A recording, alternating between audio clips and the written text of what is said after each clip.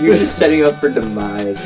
There's this movie called The Truman Show, and it's about Jim Carrey, and his whole life was his whole life is a TV show, but he doesn't know it. Yeah. So everyone in his life is an actor. Yeah, and that's the closest we've ever gotten to an interactive movie, because what the director actually wanted to do is there's going to be a montage of shots of everyone watching the show, and then he was going to put cameras in the theaters. The most bonkers idea you could ever have, cameras in the theaters to shoot the audience actually watching the movie. Mm-hmm. And like have this moment of like, you're part of it too, you know?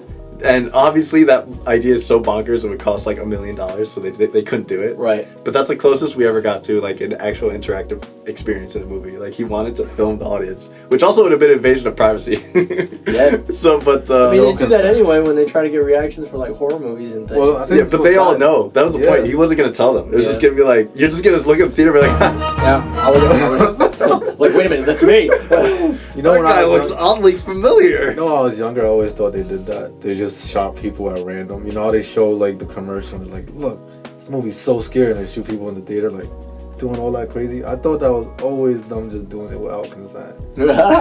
Like, imagine that. Imagine they would actually allow, like, as soon as you buy the ticket, listen, you are now legally signed up to be a part of the movie. Right, yeah. I would something in the back of the ticket, fine. Yo, imagine. Like, you really could illegally if you tried to do something like that. Yeah, you could. There you go. You just broke it. You just broke it. It says on the back of the ticket that you agree. Also, I own your soul. Oh my god. I mean, if Apple didn't already do it. Yeah. So yeah, come watch the movie 2022. Dude, this season is not starting off great. 2021. Here we go. But yeah. So when do you think the next episode will drop? Oh, the question of the century. 2022. Well, I have a job now, so you heard it here first, fans. Yeah. Never gonna get it. One episode a year. No. Hear me out here, folks. Yeah, I have a job now. I'm planning to finish the show with 2 episodes and a prequel. So my goal, I don't know when it's going to come out, but my goal is to have the show be wrapped by the end of the year. Or like this year. This year will be the last year of Smash and stuff. Oh, okay. So that gives you, that's crazy, because that's 3 episodes in 1 year that you're going to do, right? Yeah. Have you done more than that in a year? Oh yeah. Back in the early like Wii U days, I think because it wasn't as elaborate as it is now, I was able to make them faster. So I think the most I've done is like 7 in a year. Wow. Yeah, but 7. My brain hurt hearing that a little bit. But the quality, of course, wasn't as good. Like even if I go back to the old Wii U ones, the sound is like, it's on my part. Like I didn't do a lot of sound design like with sound effects. Like now I add sound effects for stuff that isn't even in the game. Right. Yeah. Makes a difference, right? Yeah. All those little, I love that. I love sound effects. Yeah, so like, there's some stuff I cringe at when I watch old Smash and stuff. Which, by the way, let me segment that into saying, if you are a creator and you're thinking about making something, but you're afraid it's going to be cringe, please make it. Yeah, please. Who gives a shit? If you have the capability to do it, do it. And don't do it for anybody else out there on the internet. Do it for you. Because why? You can. Don't let anybody ever stop you from making anything that you want to create. Yeah, I mean, yeah, the point is like, don't worry about being cringe. If anything, aim to be cringe, because you're gonna be cringe, man. No one starts out not cringe. It's like anything you make right now 5 years later will be cringe. That's so true. Just accept it. That's true. And learn from it, you know? I got an example. The first song I ever wrote was a song called Hold Her Hand. And I think I was like 15 years old, and it was like a really cheesy love song, and I was so amped about it because I was like, they could play this shit on the radio, and it is so bad. Like, it's I don't even remember any of the words. It's so bad, but it's just like, you know, I'm holding your hand and I love you so much, and like something you'd hear off like a Cartoon Network nightmare show. Like it was just awful. Oh my gosh. Actually, I had a question about the movie thing, back to the Truman Show. So have you ever sat in a theater and like you just got a genuine like reaction out of somebody? Like, what was the best theater moment, or maybe like a best theater moment you had? Just to kind of give you an example. Iron Man 1, the first Iron Man to come out, Robert Downey Jr., the first time he puts on the suit and they have that scene, all the like armor's going on and a 360 camera, and he's just there like, you know, suiting up to be Iron Man. This guy got up in the theater and he was like, yeah, That's my boy right there. Like flipped out, yo. I started dying. He's like, that's what I came here for. Oh, just like started flipping out in the theater. Yeah. There should be more of that. Like full concert mode. Bro. Yeah, exactly. Like you should get hyped. That's what we're here for. That's why I love that stuff. Interactive movies, man. Yeah. Yeah. Just don't fight each other. I've been in situations where like you want to fight? I've gotten up. Dude, freaking somebody said that and they sat right back down. You always look taller when you're on a higher tier. So they're gonna sit back down if they pick a fight with somebody behind them. That's you're gonna walk into that experience going to New cringe Jersey thing was theater. actually inspirational, man. What scene? The cringe thing you just said. That was very inspirational. Well, it comes from experience because I look at my old episodes and cringe. So it makes you laugh. It shows you enjoy. Yeah, it's but yeah, I mean, I also say it because like I've known a fair amount of writers. Like I haven't written with them, but like I know writers that get a writer's block because they're like, I gotta make this perfect. It has to be perfect, and it's like, no, you no just such have to, thing. Yeah, you just have to make it because you're gonna make like 10 more stories. Yeah, you won't even know until you made it. Yeah. So many people won't even start writing because they're afraid of themselves. But that's this is smallest. Just accept it'll be cringe and enjoy it. I feel like that's the smallest and biggest hurdle at the same time. Mm-hmm. You know, especially for creating. Oh my gosh, because it's just like once you get over yourself, it's easy. Yeah. You know, and then once you have it out there, and you could, you know, the wind will take it at that point. Yeah, and also I guess another thing is never take you ever heard the term perfectionist? Yeah. Never take that as a compliment. That just means you're insecure. There's no such thing as perfectionist. Yeah. It just means you're so like scared to put something out that you're not gonna work out. But for me, that's an inspiration to not be it. Like you look at that and you're like, oh wow, I don't have to. That's be a lot perfect. of work. Yeah, exactly. I don't have to be perfect. For me, that's like the opposite of what's this? It's a deterrent. Deterrent. Okay, Yes, because you're looking at that, you're like, wow, they do a lot just to keep that. Gotta do that much, it's not worth it. Well, there's always two ways to look at it. So it's optimism, man. It's fair. Yeah. Definitely. I feel like what do you call it? I actually go into that concept. So I always have the concept of $0 budget. You're on a $0 budget because everything is run by the whole world is run by money and like the way things work. And if you want to do something, if you want to go anywhere, if you want to eat, you got to pay. So if you're investing in a project or whatever, you have to understand that you're going to be the one funding it, you know. And so based on that budget, $0, like, you know, how far is it going to take you? And then you really have to think creatively along those lines because what can I do with nothing? And that's something both you and I have dealt with like for years. It's just like, I have this idea. I have nothing to fund it or support it under. So how can I make it work? You know, using whatever tools you have, you know, to make something, if anything. Yeah, like the first script you write shouldn't be like the Metroid movie. Oh my gosh, the Metroid movie. You can't make that. Like you literally can't make that. You need the copyright. You gotta, for what? You gotta think of what's possible. What's like, I like having those meetings, those sit down meetings, kind of like South Park. Well, what can we say on TV? You know? And it's just like, it's kind of true. If you like create something and then think of it on that aspect, you know, it really narrows down like what are my options and what can I do. I think it always comes down to like you can always improve on something. There's always gonna be something where people are like, oh, you know, you it's all about this. The craft. Yeah. Like at the end of the day, you gotta be content with what you write, and you know, always know you can write more or you can do more with your own creativity. Mm-hmm. Like people always take it as, you know, oh, if I don't do it within this scene, then you know I can never do it again. Like I'm pretty sure in Smash and stuff, like you said, there are scenes that you switched up because you thought of it in a different light, and that's okay. You don't have to stick by like a concrete theory, right? It's all about creativity. Creativity is something that flows. It's not something that's stagnant. Yeah, the worst thing you can marry is your ideas. Yeah, honestly. They will limit you. It's too much commitment, man. Yeah. I barely commit to anything but McDonald's. McDonald's ain't never let me down since. For real, yo.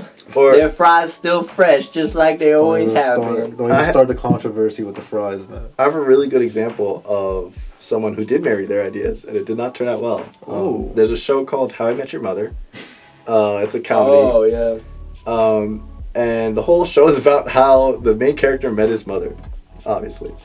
Now, the show went on for 9 seasons, longer than they projected it to go on, but it was bonkers popular. Yeah. I think it was 9 seasons. It might have been 11. No, you're right. But the point is, let's say 9 seasons, 11 seasons. They wrote the ending in season 2.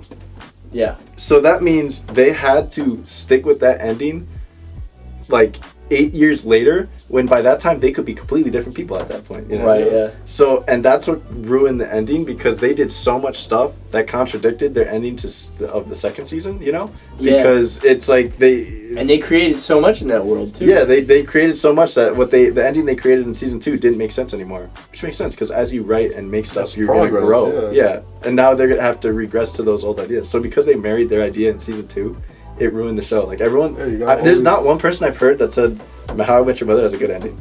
You know? Yeah, no. Yeah, I was also very disappointed because I was very married to that show, and I consistently watched every episode of the season. Yeah, exactly.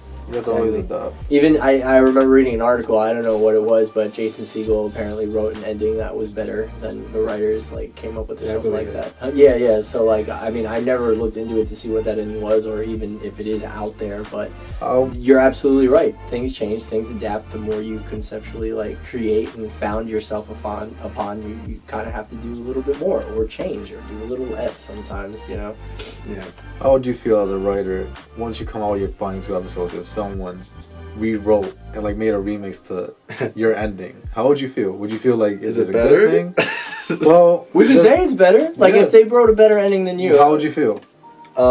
Would you feel I want to put it in a sense where are you feeling you helped lead it to that point, or would you take it as a controversial thing where he's oh, they think my ending wasn't as good?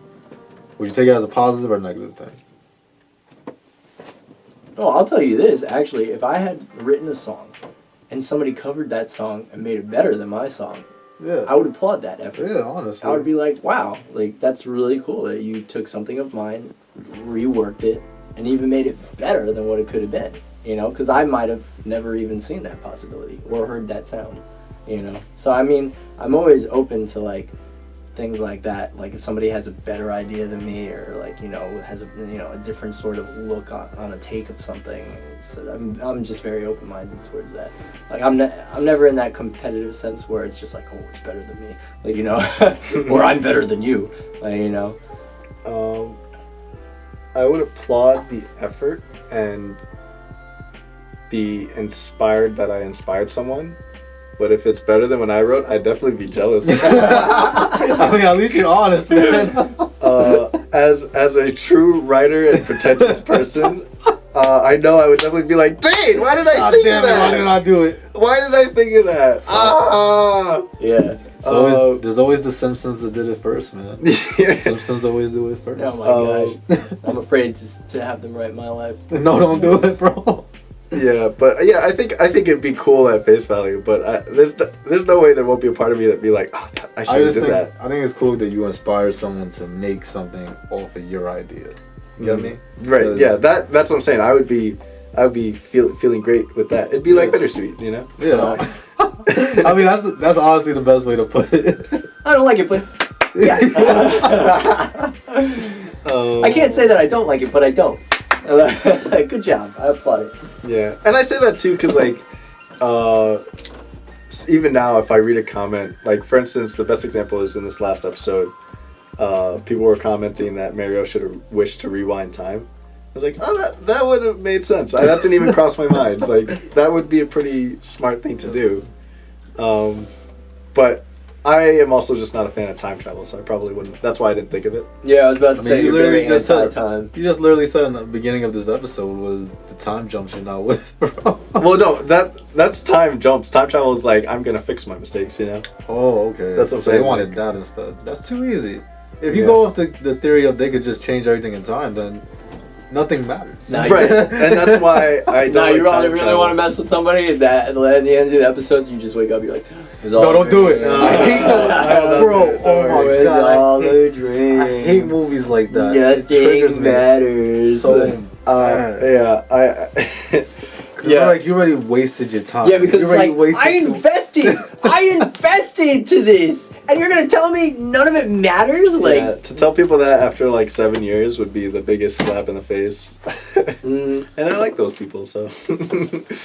That's dope. You appreciate your fans, right? Yeah, I'm a fan of stakes, and I'm a fan of like, things mattering, and I think time travel really takes away from that. It does. And that's not to say there isn't good time travel movies like Back to the Future and Endgame. Those are great time travel movies, but there's always a little bit of that like, they could just time travel all the time. Yeah, right.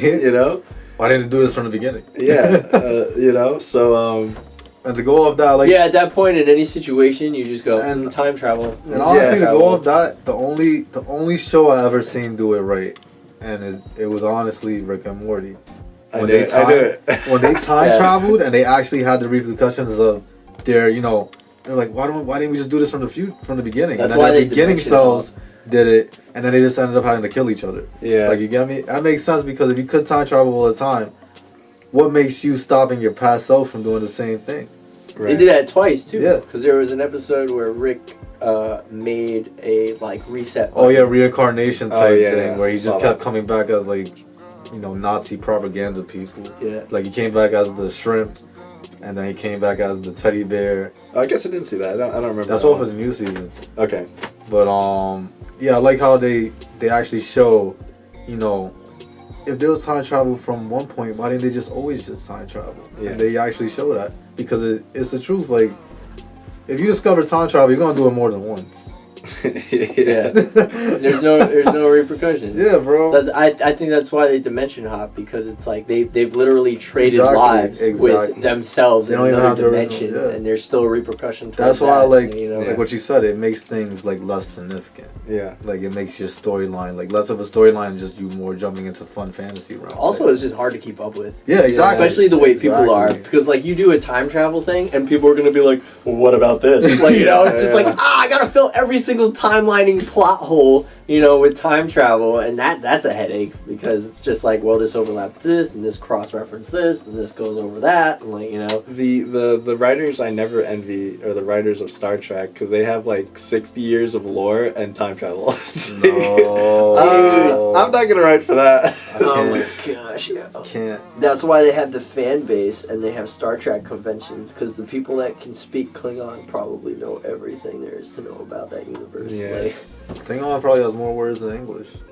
You can take a course in college and learn Klingon in college. Really? As learning a language. 60 years of writing, this might as well just be their own culture. I don't know if that legally qualifies you as bilingual, but there's definitely a community that speaks Klingon. I'm fighting for it. In the world, which is kind of weird. I'm fighting for it. Imagine, okay, so I work at Costco, I'm a supervisor at Costco, there's tons of language barriers because we live in the tri-state area. People from all over the world are coming to New York. We have every ethnicity, every sort of background ever in this tri-state area hub. So we get all the languages, and it would blow my mind if one of, because we do have workers that are fans of Star Trek. If somebody came in, spoke a different language that nobody else could speak, and then was like, well, I know Klingon. And then that would blow my mind. Honestly saying that, the next episode you should make Mario bilingual, but his bilingualness is Klingon. Why? That makes no sense. Everybody would think it would be Spanish. They're like, oh, of course, look. Oh, it's just that. I love how that's the first thing y'all go to. Yeah. You hear another language, it's just Spanish. It just automatically goes to Spanish. That's what you do? I do that all the time. Terrible. What you mean? Even when I know, if I hear something in Japanese, I'm like, oh, I didn't know he speaks Spanish. Yeah, dude. Oh no, it's not Spanish, bro. You should definitely do that. Since Mario is the less intelligent one, let him know Klingon. Well, you haven't seen the latest episode. No, I haven't. I told you this. You gotta see I know. You gotta see the latest episode. Or you want to hear something crazy? So me and Jovan, we went out one night. We were having an evening, and we were like, me and him, the way me and Jovan are, we were like, before we do anything else, let's do everything else, and then get food. But it never really works that way. It's always like we have this whole plan, and then we'll go get the food. But it turns out that we waste so much time thinking of the plan, we get hungry and we have to get the food. So like there are so many plans that never got we'll put through. everything else on hold. We'll even have people waiting for us to go to an event and everything, and if like we're just like, well, all right, let's go, but we need to eat, you know. So like we'll even make people wait for us because I'm not gonna go on no sustenance. And that's where the term fashion late came from, because you know. Oh, we're just late. Yeah. But no fashion, just late. So we were going out. We're gonna have a night. We're meeting a bunch of our friends, and I tell them, I'm like, let's just go pick up some steak sandwiches at this deli so we have something to eat to get through this night. And he's like, all right, great. So he goes. We get to the deli. He right away, I want this, this, and this, right to the guy. Me, I don't know what I want, so I'm still thinking about food. Finally, I understand what I want. I go around the counter to go talk to these guys. There's a gentleman in Spanish who's running the bodega, and a gentleman in Korean, who is Korean. You can't make They're trying to buy lottery tickets. The gentleman in Korean can only speak Korean. The gentleman in Spanish, he can speak English and Spanish. But obviously he can't speak Korean. So the Korean guy who's gambling his life away, basically, on these stupid little intricate lottery tickets is getting upset because he's not able to get what he wants from the guy running the Spanish bodega. So he's yelling at him in Korean, trying to tell him in Korean what the numbers are and what he wants for the guy to input it on the whatever thing, so he can play the lottery. And it comes to a point where the guy working at the bodega he's honestly doing his best.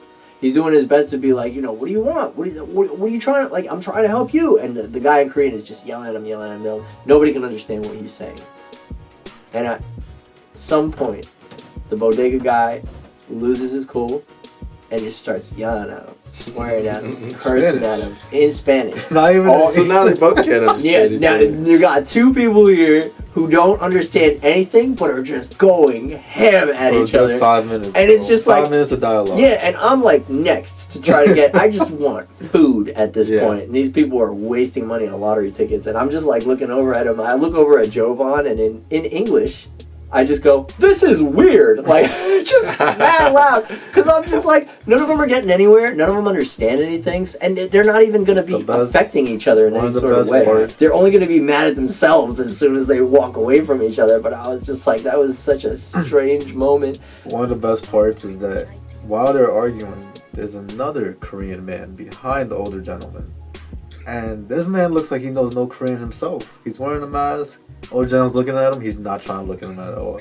He's like, please stop. Yeah, that was the best part. And he's speaking Korean to him. He's like, oh my god, I don't know what this is saying. He was like me. Like, I'm a dud. Like, I look Hispanic, but I don't speak Spanish. You know, yeah, I was gonna say he's an American. Yeah, exactly. I'm American. You know, so like the Korean guy is yelling at the other Korean guy who's probably like, I'm not Korean. I know I look Korean, but I'm just American. I only know how to speak English. He's like, I'm from Fort Lee, but yeah. Because I feel like if I was able to speak the language, I would have helped, because they're wasting not only their own time but everybody else's time. Dude, you can't make this up.